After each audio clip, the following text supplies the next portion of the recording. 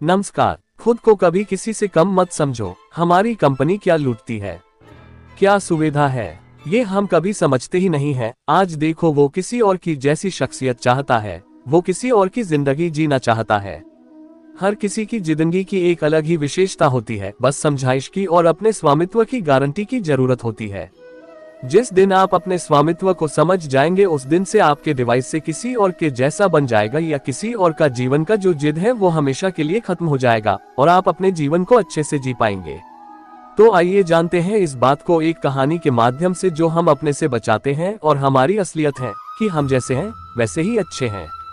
इस कहानी से हमको समझते हैं। इससे पहले कि आप इस कहानी में खो जाएं, कृपया वीडियो को लाइक करें और चैनल को सब्सक्राइब करें। बेल आइकन की घंटी सभी को जरूर सेलेक्ट कर ले। दोस्तों, यह आपसे अनुरोध है कि बहुत समय पहले गांव में एक छोटा सा व्यक्ति रहता था, जो पहाड़ से पत्थर तोड़ने का काम करता था। उस व्यक्ति की अपनी जिंदगी से कोई शिकायत नहीं थी।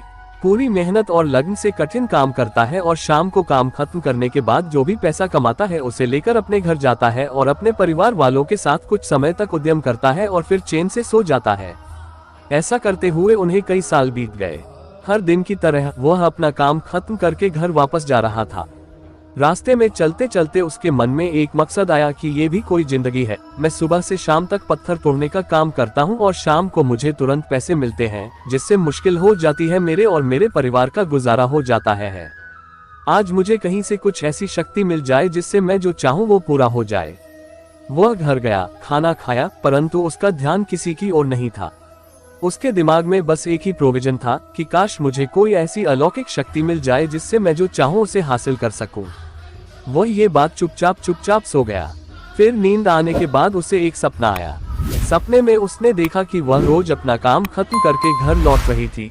तभी रास्ते में उसे एक बहुत बड़ा घर दिखा। तभी उसके मन में आया, काश ये घर मेरा होता और मैं उसका मालिक होता।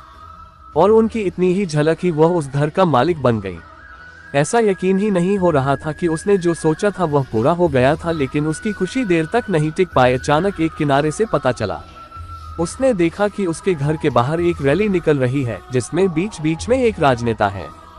उसे देखकर वहां मौजूद लोग उसके नाम के नारे लगा रहे थे और सभी देखने के लिए तड़प रहे थे।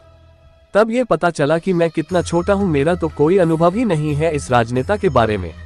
मैं एक राजनेता होता हूँ और मेरे पास इतनी क्षमता होती है। उनके विचार में देर से कहा गया कि वह राजनेता बन गए। उसकी खुशी का जिक्र नहीं हो रहा था, क्योंकि उसके पास हजारों लोगों की भीड़ थी और सभी लोग उसे देखने के लिए तरस रहे थे। लेकिन उसकी खुशी जरा भी टिक नहीं पाई, क्योंकि धूप बहुत तेज थी और उस राजनेता की इतनी धूप थी रहने की आदत नहीं थी। उसे चक्कर आ गया और वह बेहोश हो गई।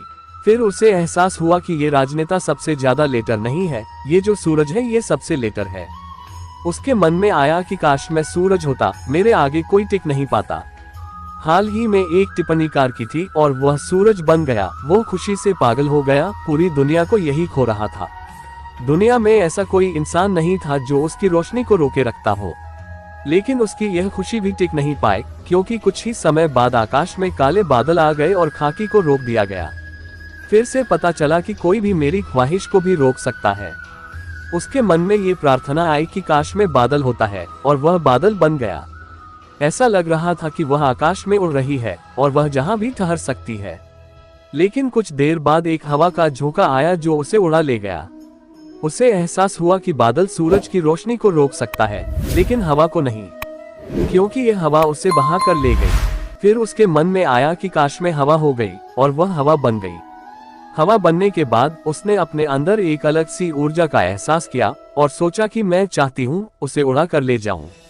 ऐसा माना जा रहा है कि मैं इस दुनिया का सबसे बड़ा कलाकार हूँ। लेकिन तभी उनका एक पहाड़ सामने आया। उसने पूरी कोशिश की, लेकिन उस पहाड़ को हिला नहीं सका। इससे पता चला कि कुछ ऐसे लोग हैं जो हवा से बहुत शक्तिशाली हैं, जिनमें हवा को रोकने का भी दम है। फिर उसके मन में ये प्रार्थना आई कि काश में पहाड़ होता है, और वह पहाड़ बन गया। लेकिन हर बार की तरह उसकी खुशी ज्यादा देर तक टिक नहीं पाई। एक जानी पहचानी ने उसे आवाज दी और साथ ही साथ दर्द लगा, जैसे कि कोई है जो उसे तोड़ रहा है, मार रहा है। तब वह दर्द से चिल्लाने लगा और उसके मन में आया, खस मैं वो बन जाऊं जो पहाड़ को तोड़ने का दम रखता है। लेकिन इस बार उसकी यह ख्वाहिश पूरी नहीं हुई। वह चिल्लाया, अपनी पूरी ताकत लगाई, लेकिन इस बार भी वह नहीं मिला। उसका दर्द बढ़ता ही जा रहा था। उस दर्द के कारण उसकी नींद खुल गई। उसके सामने एक शीशा था। उस उदाहरण में खुद को देखा तो समझ आया कि मैं जो बनना चाह रहा था वह क्यों नहीं बन रहा था, क्योंकि असलियत में मैं वही हूँ। किसी से अपना कुछ सीखने की बात है, लेकिन किसी और के अनुभव को अच्छी तरह से खोदकर अपना लिया हुआ खुद का और उसी ईश्वर रूपी कलाकार का भी अपमान करना होता है जो आपको सबसे अलग बनाता है। हम भूल जाते हैं कि हम सभी ऐसी ही एक अनोखी प्रकृति है जो हम लोगों के अंदर खास तरह की दिखती है, बस हमें खुद के अंदर तलाश करना होता है। इसलिए आप भी जैसे हैं, आप अच्छे हैं। आपको किसी के भी बनने की जरूरत नहीं है। आप जैसे भी हैं सर्वश्रेष्ठ हैं। अगर आपको कुछ मिला है तो अपनी योग्यता को पहचानें, अपनी श्रेष्ठता को पहचानें और अपना श्रेष्ठ संस्करण स्थापित करें। दोस्तों, आज की वीडियो कुछ आपको पसंद आए हो तो वीडियो को लाइक कर देना, चैनल को सब्सक्राइब कर देना।